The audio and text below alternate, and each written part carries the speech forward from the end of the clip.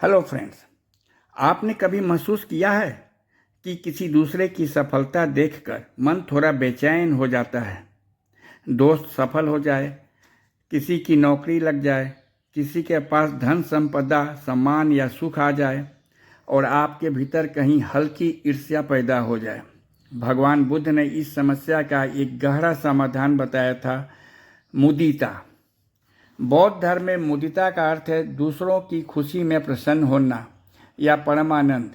यह वह भावना है जिसमें व्यक्ति किसी दूसरे के सुख, सफलता, समृद्धि या पुण्य कर्म को देखकर ईर्ष्या नहीं करता बल्कि हृदय से प्रसन्न होता है।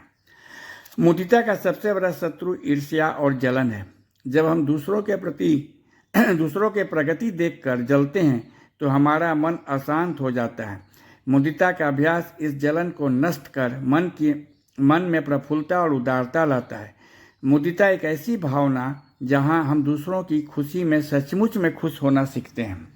आज हम जानेंगे मुदिता क्या है, बुद्ध ने इसे इतना महत्वपूर्ण क्यों माने और इसे जीवन में कैसे विकसित किया जा सकता है। बौद्ध धर्म में मुदिता का अर्थ है दूसरों के सुख, सफलता में आनंद का अनुभव करना। यानी जब कोई व्यक्ति अच्छा करे तो मन में जलन नहीं बल्कि प्रसन्नता उत्पन्न हो। बुद्ध ने इसे 4 ब्रह्म विहारों में शामिल किए। मैत्री, सबके प्रति प्रेम और मंगल कामना। दूसरा, करुणा, दूसरों के दुख को दूर करने की इच्छा, दया। तीसरा, मुदिता, दूसरों के सुख में सुखी होना, आनंदित होना। चौथा, उपेक्षा, यानी तटस्थता या समभाव। इन भावनाओं को मन की उच्च अवस्थाएं माना गया। मुदिता केवल नैतिक शिक्षा नहीं है, यह मन को ईर्ष्या और तुलना से मुक्त करने की साधना है। ईर्ष्या क्यों होती है? मनुष्य अक्सर तुलना करता है, उसके पास क्या है, वह मुझसे आगे क्यों है, लोग उसकी प्रशंसा क्यों कर रहे हैं।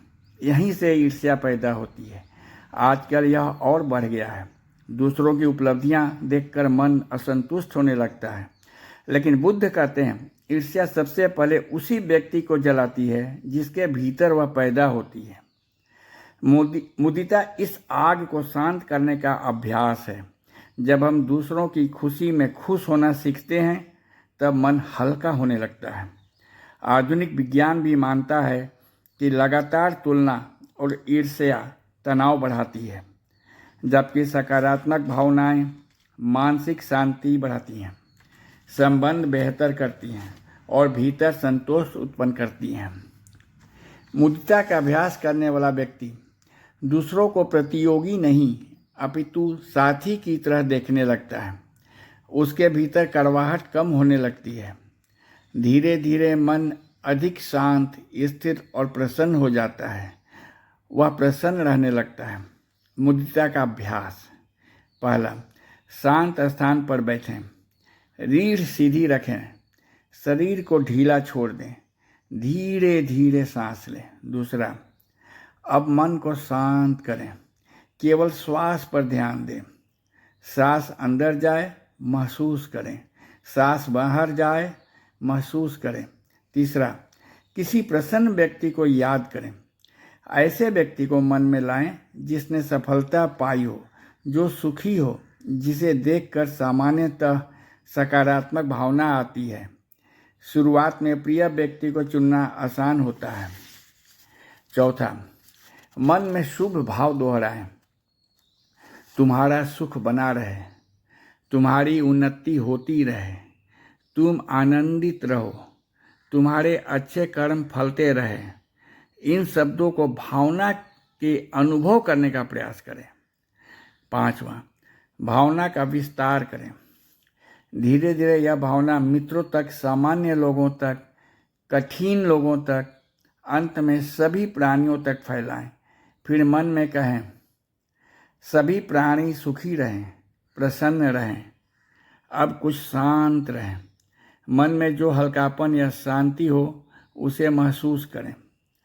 दूसरों की उपलब्धियों को पूरे दिल से स्वीकार करें और उन्हें अपनी शुभ कामनाएं भेजें।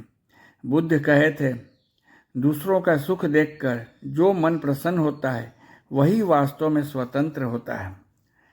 मुदिता हमें सिखाती है कि दुनिया की खुशी सीमित नहीं है। किसी दूसरे की सफलता आपकी सफलता नहीं है।